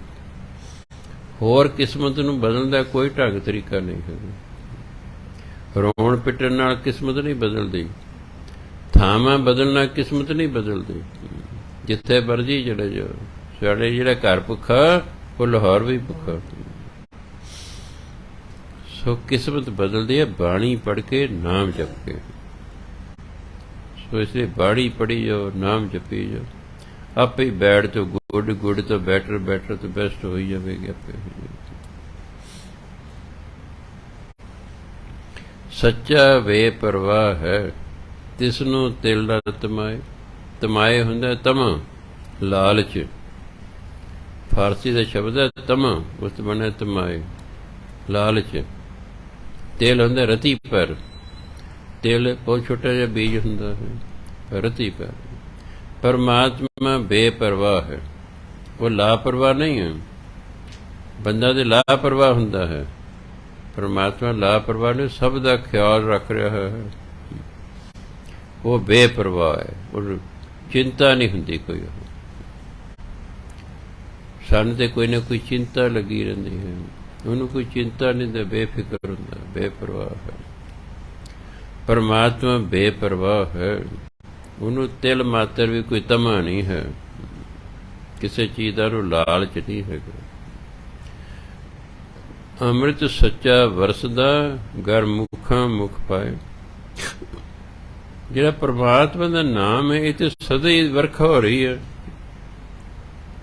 ਪਰਮਾਤਮਾ ਦੇ ਨਾਮ ਦੀ ਤਾਂ ਵਰਖਾ ਹੋ ਹੀ ਰਹੀ ਹੈ, ਪਰ ਜਿਵੇਂ ਮੀਂਹ ਤੇ ਪੈ ਰਿਹਾ, ਜਿਹੜਾ ਪਪੀਹਾ ਜਾਂ ਬੰਬੀਹਾ ਜਿਹਨੂੰ ਕਹਿੰਦੇ ਨੇ, ਉਹਨੂੰ ਉਸ ਪਾਣੀ ਨਾਲ ਨਹੀਂ ਲੈਣਾ ਦੇਣਾ ਕੋਈ। ਕਦੇ ਕਦੇ ਵਰਖਾ ਦੇ ਵਿੱਚ ਕੋਈ ਸਵੰਤੀ ਬੂੰਦ ਡਿੱਗਦੀ ਹੈ, ਪਪੀਹਾ ਮੂੰਹ ਅੜਦਾ, ਉਹ ਬੂੰਦ ਉਹਦੇ ਵਿੱਚ ਪੈ ਜਾਂਦੀ ਹੈ, ਸਮਾਂ ਪਾ ਕੇ ਫਿਰ ਉਹ ਭਾਗਾਂ ਵਾਲਾ ਹੋ ਜਾਂਦਾ, ਸਾਰੀ ਤਿਖੌਤੀ ਮਿਟ ਜਾਂਦੀ ਹੈ। ਇਸ ਤਰ੍ਹਾਂ ਨਾਮ ਦੀ ਵਰਖਾ ਤੇ ਹੋ ਰਹੀ ਹੈ, ਪਰ ਮੂੰਹ ਕਿਹਦੇ ਮੁਖ ਪੈਂਦੀ ਹੈ? ਗੁਰਮੁਖਾਂ ਮੁਖ ਪਾਏ। ਜਿਹੜੇ ਗੁਰਮੁਖ ਨੇ ਪਰਮਾਤਮਾ, ਇਹ ਨਾਮ ਉਹਨਾਂ ਦੇ ਮੂੰਹ 'ਚ ਪੈਂਦਾ ਹੈ, ਨਾਮ ਦੀ ਦਾਤ ਬਖਸ਼ਦਾ ਹੈ। ਫਿਰ ਕੀ ਹੁੰਦਾ? ਮਨ ਸਦਾ ਹਰੀ ਆਵਲਾ, ਸਹਜੇ ਹਰ ਗੁਣ ਗਾਏ। ਫਿਰ ਜਦੋਂ ਇਹ ਨਾਮ ਦੀ ਬੂੰਦ ਪੈਂਦੀ ਹੈ, ਮਨ ਹਰਿਆ ਭਰਿਆ ਹੋ ਜਾਂਦਾ ਹੈ, ਮਨ ਖਿੜ ਉੱਠਦਾ ਹੈ, ਉਦਾਸੀ ਖਤਮ ਹੋ ਜਾਂਦੀ ਹੈ। ਸਹਿਜੇ ਹਰ ਗੁਣ ਗਾਏ, ਫਿਰ ਸਹਿਜ ਸੁਭਾਈ ਹਰੀ ਦੇ ਗੁਣ ਗਾਉਂਦਾ ਰਹਿੰਦਾ ਰਹਾ। ਮਨਮੁਖ ਸਦਾ ਦੁਹਾਗਣੀ, ਦਰ ਖੜੀਆਂ ਬਿਲ ਲਾਹੇ। ਜਿਹੜੇ ਮਨਮੁਖ ਨੇ, ਇਹ ਤਾਂ ਦੁਹਾਗਣਾਂ ਦੀ ਤਰ੍ਹਾਂ ਨੇ, ਉਹ ਆਪਣੇ ਪਤੀ ਦੇ ਦਰ ਤੇ ਖੜੀਆਂ ਨੇ, ਪਰ ਅੰਦਰ ਆਉਣ ਦੀ ਆਗਿਆ ਨਹੀਂ ਹੈ। ਮਨਮੁਖ ਨੇ ਨਾ। ਰਾਮ ਰਾਏ ਜੀ ਦਿੱਲੀਓਂ ਆਏ ਵੀ ਚਲੋ ਆਪਣੇ ਪਿਤਾ ਤੋਂ ਭੁੱਲ ਬਖਸ਼ਾ ਲੈਣਾ ਹੈ, ਵੀ ਸ਼ਬਦ ਬਦਲਿਆ ਗਿਆ ਬਾਣੀ ਦਾ, ਪਿਤਾ ਨੇ ਦਰਵਾਜ਼ਾ ਨਹੀਂ ਖੋਲਿਆ, ਕਹੇ ਜਿਹਨੂੰ ਤੂੰ ਖੁਸ਼ ਕਰਨ ਲਈ ਇਹ ਸ਼ਬਦ ਬਦਲਿਆ ਨਾ, ਉਸੇ ਕੋਲ ਹੀ ਜਾ। ਬੜੀਆਂ ਨੇ ਮਾਫੀਆਂ ਮੰਗੀਆਂ ਵੀ ਅੱਗੇ ਤੋਂ ਨਹੀਂ ਕਰਨਾ, ਅੱਜ ਮੈਂ ਤੈਨੂੰ ਬਖਸ਼ ਦੇਗਾ, ਫਿਰ ਕੱਲ ਨੂੰ ਕੋਈ ਹੋਰ ਗਲਤੀ ਕਰੇਗਾ, ਹੋਰ ਗਲਤੀ ਕਰੇਗਾ, ਕੋਈ ਤੇ ਮਾਫੀ ਨਹੀਂ। ਉਹ ਦੁਹਾਗਣਾ ਨੇ, ਉਹ ਨਾਮ ਜਪਦੀਆਂ ਨਹੀਂ, ਪਤੀ ਪ੍ਰਭੂ ਦੇ ਦਰ ਤੇ ਖੜੀਆਂ ਰੋ ਪਿੱਟ ਰਹੀਆਂ ਨੇ, ਉਹ ਅੰਦਰ ਨਹੀਂ ਵੜਨ ਦਿੰਦਾ ਹੈ। ਇਸ ਕਰਕੇ ਜਿੰਨਾ ਪਿਰਕਾ ਸਵਾਦ ਨਾ ਆਇਓ, ਜੋ ਤੁਰ ਲਿਖਿਆ ਸੋ ਕਮਾਹੇ। ਜਿਨ੍ਹਾਂ ਪਤੀ ਦਾ ਸਵਾਦ ਹੀ ਨਹੀਂ ਆਇਆ, ਪਤੀ ਦੇ ਪਿਆਰ ਦਾ ਜਿਨ੍ਹਾਂ ਨੂੰ ਆਨੰਦ ਹੀ ਪ੍ਰਾਪਤ ਨਹੀਂ ਹੋਇਆ, ਉਹ ਫਿਰ ਕੀ ਕਰਦੇ ਆ? ਜੋ ਤੁਰ ਲਿਖਿਆ, ਜੋ ਤੁਰੋਂ ਉਹਨਾਂ ਦੇ ਭਾਗਾਂ 'ਚ ਲਿਖਿਆ ਹੁੰਦਾ ਸੋ ਕਮਾਏ, ਉਹੀ ਕੰਮ ਕਰਦੀਆਂ। ਉਹਨਾਂ ਦੇ ਜੋ ਭਾਗਾਂ 'ਚ ਲਿਖਿਆ ਹੋਇਆ ਫਿਰ ਉਹੀ ਕਰਦੀਆਂ। ਪਤੀ ਪ੍ਰਭੂ ਨੂੰ ਮਿਲ ਕੇ ਭਾਗ ਬਦਲਣਾ ਸੀ, ਉਹ ਵੜਨ ਨਹੀਂ ਦਿੰਦਾ ਹੈ, ਉਹ ਵੜ ਨਹੀਂ ਦਿੰਦਾ ਕਿ ਤੁਸੀਂ ਮੇਰਾ ਨਾਮ ਨਹੀਂ ਜਪਦੀਆਂ। ਅਸੀਂ ਇਹ ਨਾਮ ਨਹੀਂ ਜਪਾਂਗੇ, ਸਾਨੂੰ ਉਹਨੇ ਵੜਨ ਨਹੀਂ ਦੇਣਾ। ਵੀ ਚਲੋ ਉਹ ਪਰ ਜਮਦੂਤਾਂ ਕੋਲੇ ਜਾਓ, ਧਰਮਰਾਜ ਕੋਲੇ ਜਾਓ, ਉਹ ਦੱਸੂ ਤੁਹਾਨੂੰ। ਤੇ ਜੇ ਅਸੀਂ ਨਾਮ ਜਪਾਂਗੇ ਫਿਰ ਧਰਮਰਾਜ ਨਾਲ ਸਾਡਾ ਕੋਈ ਲੈਣ ਦੇਣੇ ਕੋਈ ਨਹੀਂ, ਸਾਡਾ ਰਸਤਾ ਹੀ ਹੋਰ ਹੈ। ਮਨਮੁਖਾਂ ਦਾ ਰਾਹ ਹੋਰ ਹੁੰਦਾ ਹੈ, ਗੁਰਮੁਖਾਂ ਦਾ ਰਾਹ ਹੋਰ ਹੁੰਦਾ ਹੈ। ਗੁਰਮੁਖ ਬੀਜੇ ਸੱਚ ਜੰਮੇ, ਇਹ ਜੰਮੇ ਪੜ੍ਹਨਾ, ਜੱਜੇ ਤੇ ਟਿੱਪੀ ਲਾ ਕੇ, ਜਮੇ ਨਹੀਂ ਪੜ੍ਹ ਦੇਣਾ। ਜਮੇ ਜਮਦੂਤ ਹੁੰਦਾ, ਜੰਮੇ ਜੰਮਦਾ ਹੈ। ਗੁਰਮੁਖ ਬੀਜੇ ਸੱਚ ਜੰਮੇ, ਸੱਚ ਨਾਮ ਵਾਪਰ। ਗੁਰਮੁਖ ਜਿਹੜਾ ਹੈ ਨਾਮ ਬੀਜਦਾ ਹੈ ਤੇ ਨਾਮ ਹੀ ਫਿਰ ਜੰਮਦਾ ਹੈ, ਨਾਮ ਦਾ ਹੀ ਉਹ ਵਪਾਰ ਕਰਦਾ ਹੈ। ਗੁਰਮੁਖ ਨਾਮ ਹੀ ਬੀਜਦਾ, ਨਾਮ ਹੀ ਉਗੜੇ, ਨਾਮ ਦਾ ਹੀ ਵਪਾਰ ਕਰਨਾ। ਕਿਉਂਕਿ ਜੈਸਾ ਬੀਜੈ ਸੋ ਲਾਉਣਾ, ਜਿਹੋ ਜਿਹਾ ਬੀਜਾਂਗੇ ਉਹੋ ਜਿਹੇ ਵੱਢਾਂਗੇ। ਬੁਰਾਈ ਬੀਜਾਂਗੇ ਬੁਰਾਈ ਵੱਢਣੀ ਪੈਣੀ, ਚੰਗਿਆਈ ਬੀਜਾਂਗੇ ਚੰਗਿਆਈ ਵੱਢਣੀ ਪੈਣੀ। ਤਾਂ ਹੀ ਬਾਈਬਲ ਕਹਿੰਦੀ ਡੂ ਗੁੱਡ ਫਾਈਂਡ ਗੁੱਡ, ਕਰ ਭਲਾ ਹੋ ਭਲਾ। ਸੋ ਇਸ ਲਈ ਕੰਡੇ ਨਹੀਂ ਬੀਜਣੇ ਚਾਹੀਦੇ, ਫਿਰ ਨਹੀਂ ਤੇ ਕੰਡੇ ਹੀ ਚੁਗਣੇ ਪੈਂਦੇ ਹਨ। ਆ ਚੋਰ, ਡਾਕੂ, ਲਟੇਰੇ, ਠੱਗ, ਬਦਮਾਸ਼, ਗੈਂਗਸਟਰ, ਪਤਾ ਨਹੀਂ ਕੌਣ ਕੌਣ ਨੇ, ਕੰਡੇ ਬੀਜ ਰਹੇ ਜ਼ਿੰਦਗੀ 'ਚ। ਉਹ ਦੂਜਿਆਂ ਨੂੰ ਵੀ ਚੁੱਭਦੇ ਨੇ ਤੇ ਇੱਕ ਦਿਨ ਆਪਣੇ ਆਪ ਨੂੰ ਵੀ ਚੁੱਭਣਗੇ।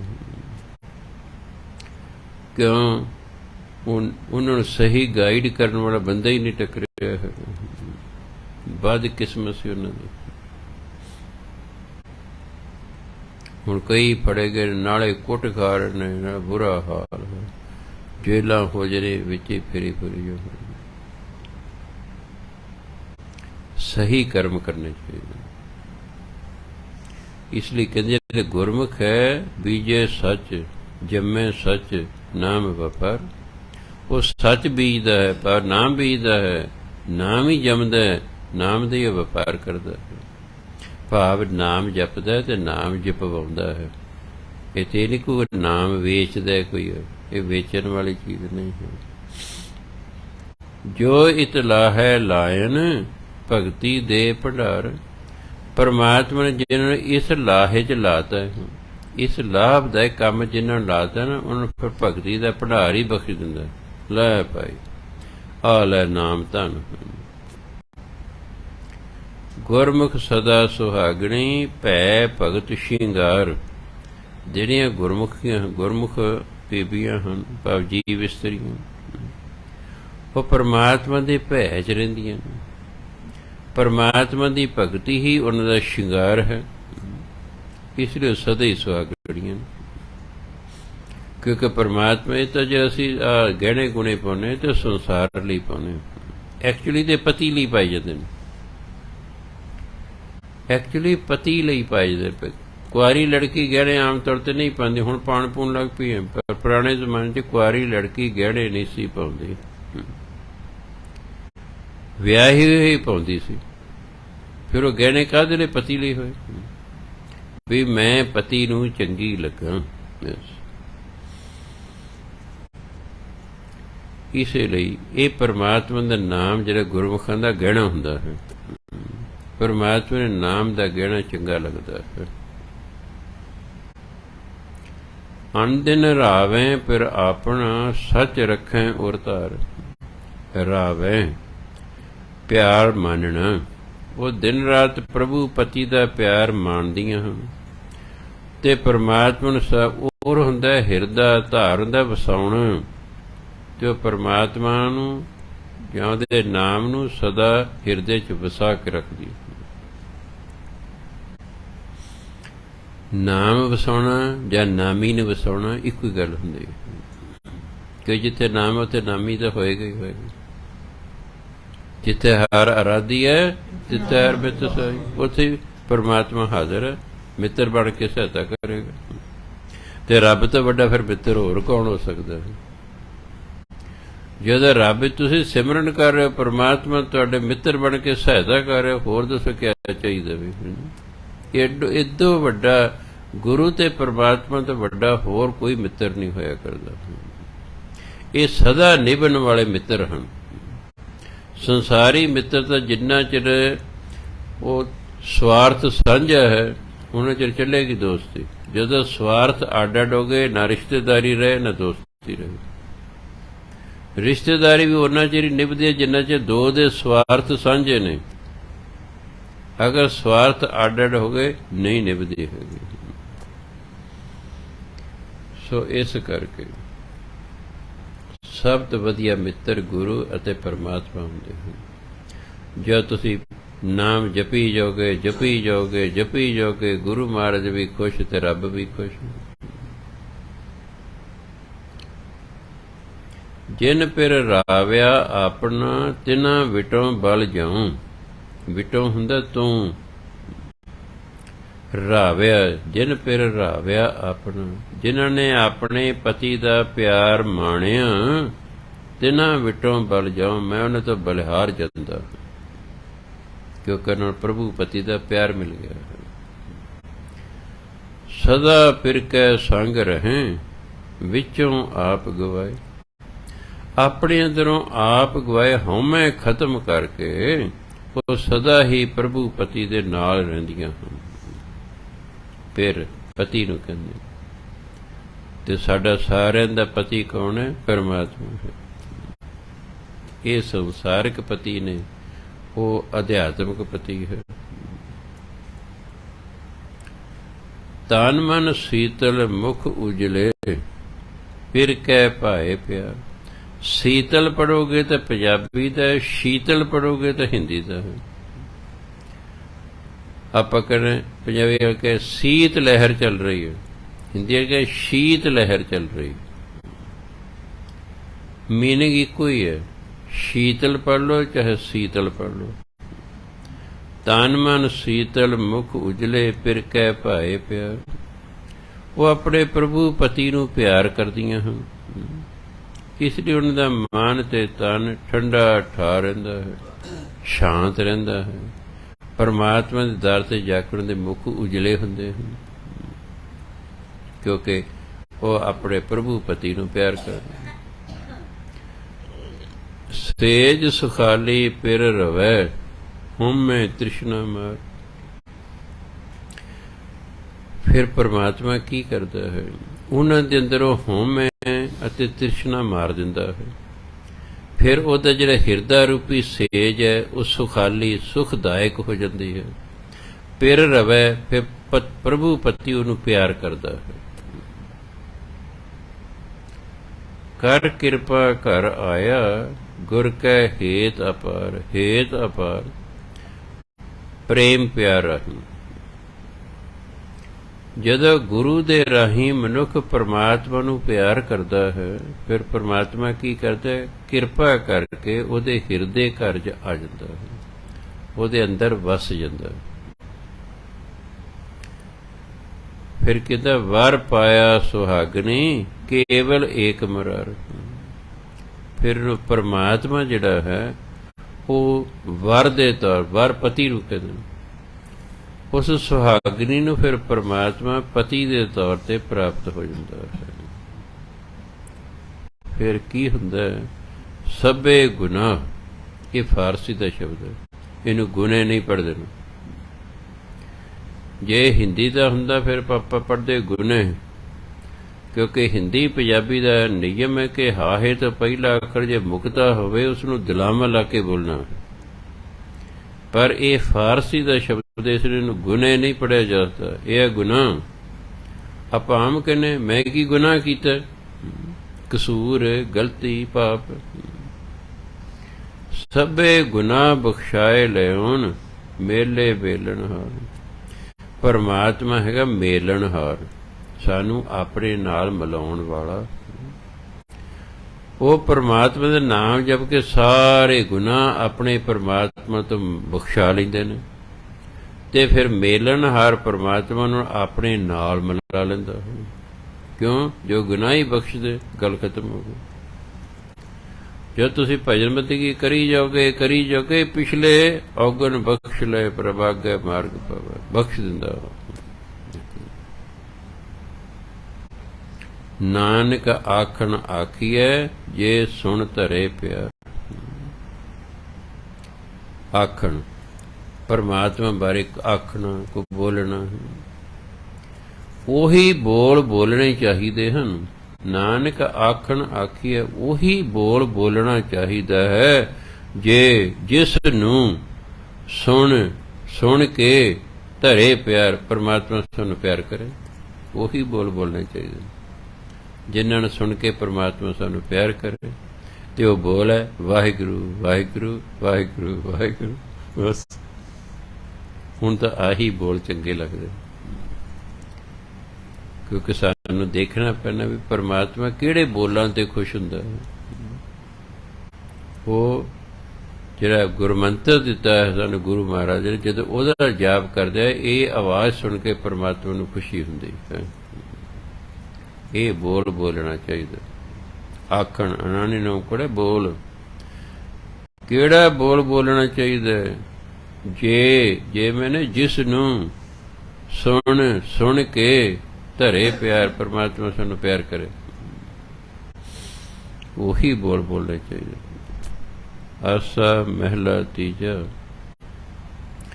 सतगुर ते गुण उपजै, जां प्रभ मेलै सोए। ਜਿਸ ਨੂੰ ਪਰਮਾਤਮਾ ਗੁਰੂ ਨਾਲ ਮਿਲਾ ਦਿੰਦਾ ਹੈ, ਫਿਰ ਉਹਦੇ ਅੰਦਰ ਗੁਣ ਪੈਦਾ ਹੋ ਜਾਂਦੇ। ਕਿਉਂ?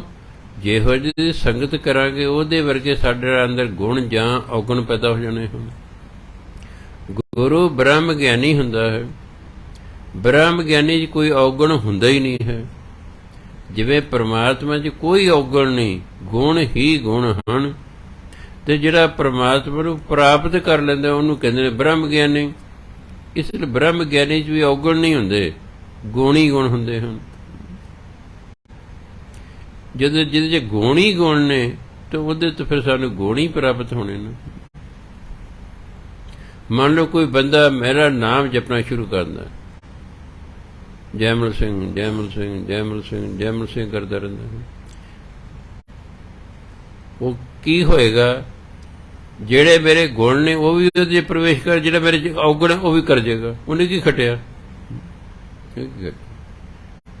ਬੰਦਾ ਜਿੰਨਾ ਚਿਰ ਮਰ ਨਹੀਂ ਜਾਂਦਾ, ਉਹ ਅਸੀਂ ਗਰੰਟੀ ਕੋਈ ਨਹੀਂ ਲੈ ਸਕਦੇ ਕਿ ਉਹਦੇ 'ਚ ਔਗਣ ਕੋਈ ਨਹੀਂ ਹੈ। ਇਹ ਮਨ ਹੈ, ਇਹ ਮਨ ਖੋਟਾ ਹੈ, ਇਹ ਪਤਾ ਨਹੀਂ ਕਿਸ ਵੇਲੇ ਕੀ ਕਰਦੇ। ਇਸ ਲਈ ਸਿੱਖ ਨੂੰ ਹੁਕਮ ਹੈ ਤੂੰ ਕਿਸੇ ਬੰਦੇ ਦਾ ਜਾਪ ਨਹੀਂ ਕਰਨਾ, ਤੂੰ ਸਿੱਧਾ ਹੀ ਪਰਮਾਤਮਾ ਦਾ ਜਾਪ ਕਰਨਾ, ਬਸ ਵਾਹਿਗੁਰੂ। ਉਹ 'ਚ ਔਗਣ ਹੀ ਕੋਈ ਨਹੀਂ। ਉਹਦਾ ਨਾਮ ਜਪਦਿਆਂ ਜਪਦਿਆਂ ਤੁਹਾਡੇ ਅੰਦਰ ਕੋਈ ਔਗਣ ਨਹੀਂ ਪੈਦਾ ਹੋਗੇ, ਗੁਣ ਹੀ ਗੁਣ ਪੈਦਾ ਹੋਈ ਜਾਣਗੇ। ਜਦੋਂ ਗੁਣ ਆਈ ਜਾਣਗੇ ਤਾਂ ਔਗਣ ਆਪਣੇ ਆਪ ਹੀ ਨਿਕਲੀ ਜਾਣਗੇ। ਕਈ ਵਾਰ ਤਾਂ ਹੁੰਦਾ ਨਾ ਵੀ ਔਗਣ ਛੱਡੋ ਤੇ ਫਿਰ ਗੁਣ ਗ੍ਰਹਿਣ ਕਰੋ। ਇੱਕ ਇਹ ਹੈ, ਗੁਣ ਗ੍ਰਹਿਣ ਕਰੀ ਜਾਓ, ਔਗਣ ਆਪੇ ਨਿਕਲ ਜਾਣਗੇ। ਇਹਦਾ ਮੈਂ ਤਜਰਬਾ ਕੀਤਾ ਸੰਸਾਰੀ। ਮੈਂ ਇੱਕ ਗਲਾਸ ਮਿੱਟੀ ਨਾਲ ਲਪੇਟ ਲਿਆ, ਗਿੱਲੀ ਮਿੱਟੀ ਨਾਲ, ਸ਼ੀਸ਼ੇ ਦਾ ਗਲਾਸ ਲਪੇਟ ਲਿਆ, ਉਹਨੂੰ ਟੂਟੀ ਰੱਖਤਾ। ਮੈਨੂੰ ਧੋਣਾ ਨਹੀਂ ਹੈ, ਆਪੇ ਪਾਣੀ ਧੋਊਗਾ। ਟੂਟੀ ਚੜ੍ਹਦੀ ਚਲਦੀ ਫੁੱਲ, ਉਹ ਸਾਰਾ ਗੰਦ ਬਾਹਰ ਨਿਕਲਿਆ। ਕੁਝ ਸਮੇਂ ਬਾਅਦ ਗਲਾਸ ਬਿਲਕੁਲ ਸਾਫ਼ ਹੋ ਗਿਆ, ਉਹ ਸਾਫ਼ ਪਾਣੀ ਨਾਲ ਭਰ ਗਿਆ। ਮੈਂ ਆ ਹੈ ਗੁਣ ਗ੍ਰਹਿਣ ਕਰੀ ਜਾਓ, ਔਗਣ ਆਪਣੇ ਆਪ ਹੀ ਬਾਹਰ ਨਿਕਲੀ ਜਾਣ।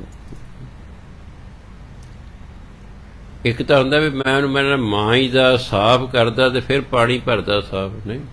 ਮੈਂ ਕਿਹਾ ਵੀ ਇਹ ਤਾਂ ਕੰਮ ਕਈਆਂ ਨੂੰ ਔਖਾ ਲੱਗਦਾ ਵੀ ਪਹਿਲਾਂ ਔਗਣ ਛੱਡੋ ਜੀ, ਫਿਰ ਭਜਨ ਬੰਦਗੀ ਕਰੋ। ਇਹ ਤਾਂ ਕੋਈ ਫਿਰ ਕਰੇਗਾ ਨਹੀਂ ਕੋਈ। ਮੈਂ ਵੀ ਤਜਰਬਾ ਤੇ ਕਰਨਾ ਚਾਹੀਦਾ। ਮੈਂ ਕਿਹਾ ਤਜਰਬਾ ਵੀ ਉਹ ਕਰਨਾ ਜਿਹੜਾ ਲੋਕਾਂ ਨੂੰ ਸਮਝ ਆਵੇ। ਮੈਂ ਆਹੀ ਕੀਤਾ। ਫਿਰ ਮੈਂ ਦੇਖ ਆ ਪਾਣੀ ਸਾਫ਼ ਜਾਈ ਗਿਆ ਨੇ, ਸਾਰਾ ਮੈਲ ਗਲਾਸ ਦੀ ਕੱਢ ਕੇ ਸਾਫ਼ ਪਾਣੀ ਨਾਲ ਭਰਦੇ। ਫਸਲੇ ਸੀ ਨਾਮ ਜਪੀ ਜਾਣਾ, ਜਪੀ ਜਾਣਾ, ਜਪੀ ਜਾਣੇ, ਸਾਰ ਅੰਦਰ ਆ ਕੂੜ ਕਬਾੜ ਕੱਢ ਕੇ ਬਾਹਰ ਸੁੱਟ ਦੇਣਾ ਹੈ ਤੇ ਫਿਰ ਆਪ ਅੰਦਰ ਵਸ ਜਾਣਾ ਹੈ। ਪਹਿਲੇ ਤਾਂ ਕੂੜ ਕਬਾੜ ਕੱਢੂਗਾ, ਜਿਨ੍ਹਾਂ ਜਨਮਾਂਤਾਂ ਦਾ ਕੂੜ ਕਬਾੜ ਹੈ, ਭੈੜੇ ਖਿਆਲਾਂ ਦਾ, ਭੈੜੀਆਂ ਆਦਤਾਂ ਦਾ, ਭੈੜੇ ਕੰਮਾਂ ਦਾ, ਜਿੰਨਾ ਕੂੜ ਕਬਾੜ ਹੈ, ਸਾਰਾ ਨਾਮ ਨੇ ਬਾਹਰ ਕੱਢ ਦੇਣਾ। ਉਹਦੇ ਬਾਅਦ ਫਿਰ ਨਾਮ ਨੇ ਹਿਰਦੇ 'ਚ ਵਸਣਾ ਸ਼ੁਰੂ ਹੋ ਜਾਣਾ। ਬਸ ਫਿਰ ਸਾਡਾ ਨਾਮ ਤਨ ਇਕੱਠਾ ਹੋਈ ਜਾਣਾ। ਇਸ ਲਈ ਕਹਿੰਦੇ ਸਤਿਗੁਰ ਤੇ ਗੁਣ ਉਪਜੈ, ਜਾਂ ਪ੍ਰਭ ਮੇਲੈ ਸੋਇ।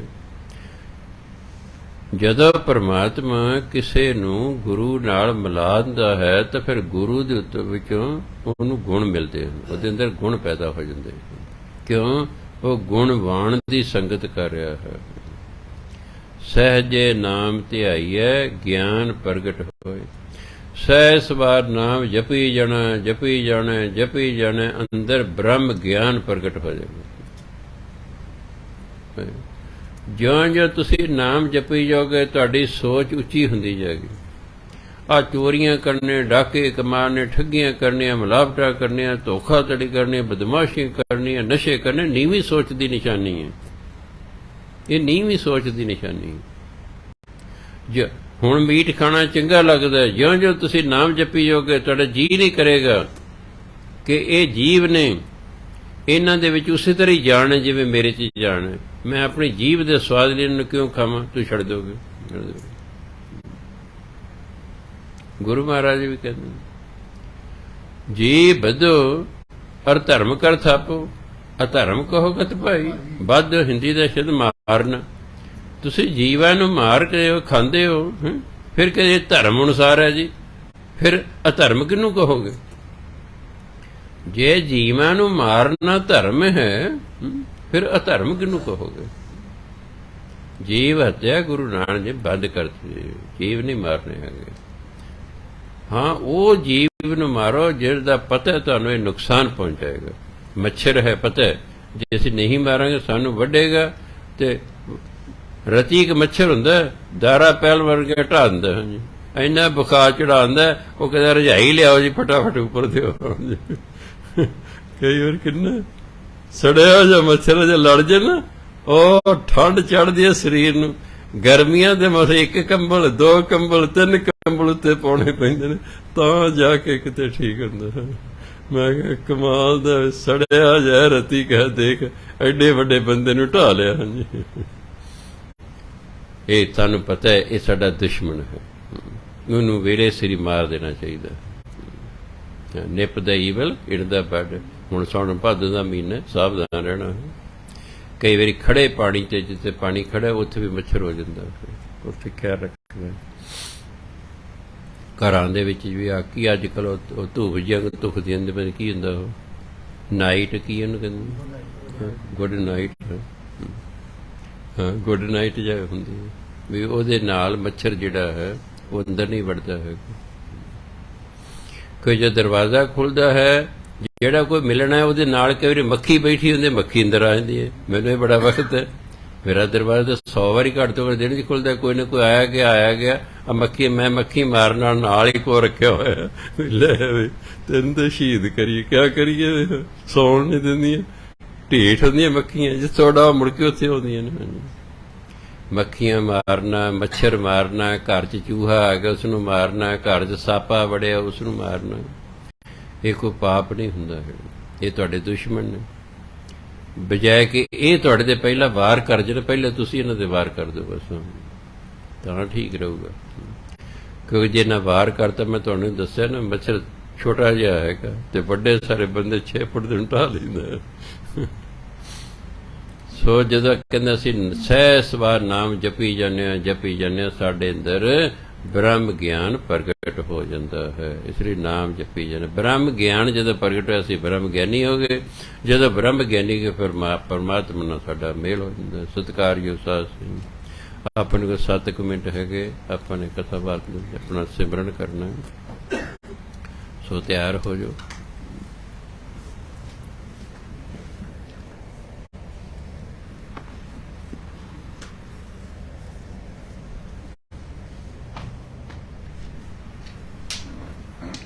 ਤੁਹਾਡੇ ਚੋਂ ਜਿਹੜੇ ਕੋਈ ਬੱਚੇ ਛੋਟੀ ਉਮਰ ਦੇ ਬੈਠੇ ਨੇ, ਜਿਹੜੇ ਪਦਮ ਆਸਣ 'ਚ ਬੈਠ ਸਕਦੇ ਨੇ, ਪਦਮ ਆਸਣ 'ਚ ਬੈਠੋ।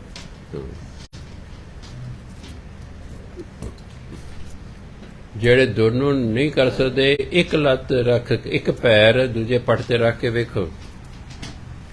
ਇੱਕ ਰੱਖਣਾ ਆਸਾਨ ਹੈ, ਤਕਰੀਬਨ ਸਾਰੇ ਰੱਖ ਸਕਦੇ ਹਨ। ਕੋਸ਼ਿਸ਼ ਕਰਕੇ ਦੇਖੋ, ਨਾ ਰੱਖੇ ਜੇ ਗੱਲ ਵੱਖਰੀ ਹੈ। ਸ਼ਾਬਾਸ਼। ਆ ਦੂਜਾ ਵੀ ਚੱਕਰ। ਹਾਂ, ਨਾ ਇਹਦੇ ਰੱਖੋ ਉੱਪਰ। ਹਾਂ, ਦੂਜਾ ਪੈਰ ਰੱਖ ਦਿਓ, ਦੇਖ ਆ ਜਾਊ ਇਹ। ਹਾਂ, ਕੋਈ ਨਹੀਂ, ਉੱਠਣ ਲੱਗੇ ਜੇ ਨਾ ਲਿਆ, ਨਾਲ ਦੀ ਮਦਦ ਕਰ ਲਿਓ, ਲੱਤ ਖਿੱਚ ਕੇ ਉਹਨਾਂ ਨੂੰ ਕਰ ਦੇਣੀ। ਕਈ ਵਾਰੀ ਪਦਮ ਆਸਣ ਦੇ ਵਿੱਚ ਨਾ, ਹਾਂ, ਉਹ ਅੱਡ ਨਹੀਂ ਲੱਤਾਂ ਹੁੰਦੀਆਂ ਛੇਤੀ। ਹਾਂ, ਫਿਰ ਜਦੋਂ ਵੀ ਮਹੀਨਾ ਤੁਸੀਂ ਇਸ ਤਰ੍ਹਾਂ ਅਭਿਆਸ ਕਰ ਲਓ, ਫਿਰ ਲਚਕ ਆ ਜਾਂਦੀ ਹੈ, ਕੁਦਰਤੀ ਗੱਲ ਹੈ। ਐਕਸਰਸਾਈਜ਼ ਨਾਲ ਸਰੀਰ 'ਚ ਲਚਕ ਤਾਂ ਆਉਣੀ ਹੀ ਹੈ। ਤੇ ਜਿਹਨੇ 2 ਨਹੀਂ, ਇੱਕ ਪੈਰ ਪੱਟ ਤੇ ਦੂਜੇ ਤੇ ਰੱਖ ਕੇ ਦੇਖੋ। ਕੋਈ ਵੀ ਖੱਬਾ ਰੱਖ ਲਓ, ਸੱਜਾ ਰੱਖ ਲਓ, ਤੁਹਾਡੀ ਮਰਜ਼ੀ। ਉਹਦੇ ਨਾਲ ਕੀ ਹੋਏਗਾ, ਤੁਸੀਂ ਥੋੜ੍ਹਾ ਜਿਹਾ ਆਪਣੇ ਆਪ ਹੀ ਸਿੱਧੇ ਹੋ ਜਾਓਗੇ। ਜੇ ਕਿਤੇ ਦੋਨੋਂ ਰੱਖ ਲਓ ਤਾਂ ਆਪਣੇ ਆਪ ਹੀ ਤੁਸੀਂ ਸਿੱਧੇ ਹੋ ਜਾਓਗੇ। ਅੱਖਾਂ ਬੰਦ ਕਰ ਲੈਣੀਆਂ ਨੇ, ਤੇ ਜੇ ਮੈਂ ਕਿਹਾ ਵੀ ਵਾਹ ਧੁਨੀ ਕੋਲੇ, ਹੇ ਛਾਤੀ ਕੋਲੇ, ਗੂ ਜੇ ਸਾਹ ਗਲੇ 'ਚ ਅੱਗੇ ਗੂ, ਜਦੋਂ ਉੱਪਰ ਨੂੰ ਖੋਪੜੀ ਵੱਲ ਜਾ ਰਿਹਾ, ਫਿਰ ਰੂ ਐਸ ਉੱਪਰ ਨੂੰ ਜਾ ਕੇ ਟੱਚ ਕਰ ਰਿਹਾ ਹੈ। ਵਾਹਿਗੁਰੂ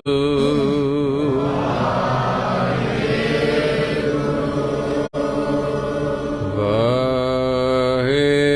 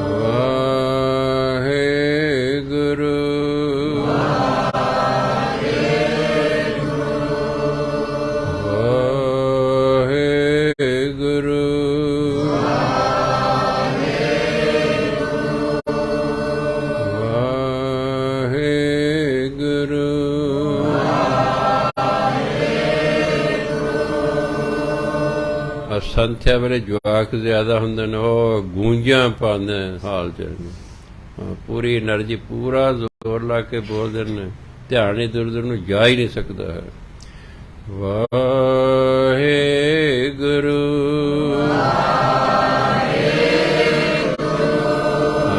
ਹੁਣ ਠੀਕ ਹੈ। ਵਾਹਿਗੁਰੂ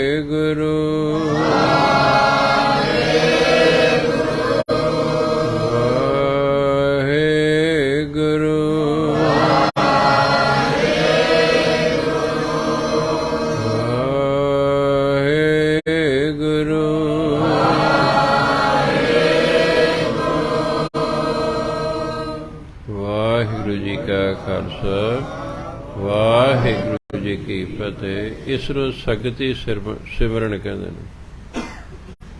ਜਦੋਂ ਸੰਗਤ ਰਲ ਕੇ ਬੋਲਦੀ ਹੈ ਤਾਂ ਦੂਜੇ ਦੀ ਜਿਹੜੀ ਆਵਾਜ਼ ਹੈ ਸਿਮਰਨ ਸਾਡੇ ਕੰਨਾਂ ਟਕਰਾਉਂਦੀ ਹੈ, ਫਿਰ ਸਾਡੀ ਅਵਸਥਾ ਛੇਤੀ ਉੱਚੀ ਹੁੰਦੀ ਹੈ। ਧੰਨ ਧੰਨ ਗੁਰੂ ਨਾਨਕ ਦੇਵ ਜੀ ਮਹਾਰਾਜ ਸੰਗਤਾਂ ਨੇ ਇਸ ਸਥਾਨ ਤੇ ਬੈਠ ਕੇ, ਘਰਾਂ ਦੇ ਵਿੱਚ ਬੈਠ ਕੇ ਅੱਜ ਸਿਮਰਨ ਕੀਤਾ। ਇਹ ਕੀਤੇ ਗਏ ਸਿਮਰਨ ਨੂੰ ਆਪਣੇ ਦਰ ਤੇ ਪ੍ਰਵਾਨ ਕਰੋ। ਸੰਗਤਾਂ ਦੀ ਆਤਮਿਕ ਅਵਸਥਾ ਉੱਚੀ ਕਰੋ, ਉਹਨਾਂ ਤੇ ਮਿਹਰਾਂ ਭਰਿਆ ਹੱਥ ਰੱਖੋ ਤਾਂ ਜੋ ਇਸੇ ਤਰ੍ਹਾਂ ਹੀ ਪਰਮਾਤਮਾ ਦਾ ਸਿਮਰਨ ਕਰਦੇ ਰਹਿਣ, ਗੁਣ ਗਾਇਨ ਕਰਦੇ ਰਹਿਣ। ਵਾਹਿਗੁਰੂ ਜੀ ਕਾ ਖਾਲਸਾ ਵਾਹਿਗੁਰੂ ਜੀ ਕੀ ਫਤਿਹ।